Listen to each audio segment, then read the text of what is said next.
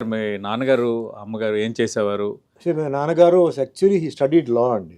లా. లా హ్మ్. లా చేశారు కానీ ఆయన తర్వాత ఏంటంటే ఇండియన్ ఆయిల్ కార్పొరేషన్లో మేనేజర్గా జాయిన్ అయ్యి తర్వాత ఓహో. ఒక మంచి జనరల్ మేనేజర్ లెవెల్కి వచ్చారు. హ్మ్. మదర్ కూడా ఏంటంటే ఎంఏబిటి చేశారు, హ్మ్. ఒక లెక్చరర్గా జాయిన్ అయ్యారు. బట్ రిటైర్ అయినప్పుడు ఆల్మోస్ట్ ఆల్ వైస్ ఛాన్సలర్ ఆ పొజిషన్కి వచ్చి రిటైర్ అయ్యారు. రిటైర్ అయ్యారు. So Hmm. రెండు ఎడ్యుకేషన్ ఇదే, సినిమా ఫీల్డ్కి సంబంధం ఏమీ లేదు. ఓహో. అలాగే గ్రాండ్ ఫాదర్ కూడా ఏంటంటే లీగల్గా public prosecutor hmm. And father side అంతా పోలీస్ డిపార్ట్మెంట్లో ఉన్నారు. ఇప్పుడు కూడా నా కజిన్స్ అందరూ పోలీస్ డిపార్ట్మెంట్లో ఉన్నారు. కర్ణాటకలో లేడీస్ అండి, ఓహో. ACP DCP okay. వాళ్ళు ఉన్నారు అనమాట. నేను ఒక్కడనే ఓకే. సినిమా ఫీల్డ్కి వచ్చాను అనమాట. మీరు ఎంతమంది సార్ పిల్లలు? అంటే ఒక్కడే, ఓన్లీ వన్, మీరు ఒక్కరే? Only one.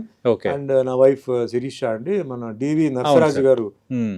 ఆయన గ్రాండ్ డాటర్ అనమాట. సో అవును. నాకు ఒక డాటర్ అఖిలజ ప్రత్యూష అని, మ్మ్. ఆవిడ ఎంఎస్సి హ్యూమన్ జెనెటిక్స్ మణిపాల్లో చదివింది ఓహో. And she got a gold medal అనమాట. Great sir.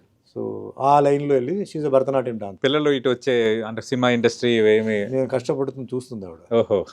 అంటే మరి ఇంక లేదు, మీతోనే ఇంకా ఎండ్. డాన్స్లో ఆవిడకి బాగా ఇంట్రెస్ట్ ఉంది. మ్మ్. సో ఆవిడకి అంత ఇంట్రెస్ట్ లేదనుకో, మేము కూడా నేను ఫోర్స్ చేయలేదు. అవును. అంటే ఆవిడకి ఏది ఇష్టం ఉందో ఆవిడ చిన్నప్పటి నుంచి డాన్స్ నేర్పించాం. మ్మ్. సో అదే కంటిన్యూ చేసింది. అవును. సో అలాగే ఆవిడ సబ్జెక్ట్ హ్యూమన్ జెనెటిక్స్ నేను చేయాలని చెప్పింది. Hmm. టఫ్ సబ్జెక్ట్ అది. మ్మ్. ఓకే చేసుకో అని చెప్పాం. Okay. 2 years మణిపాల్లో వెళ్ళిపోయి అక్కడే ఉంది, ఓకే. చదివింది. She got a gold medal also. Great. So that's it. Okay.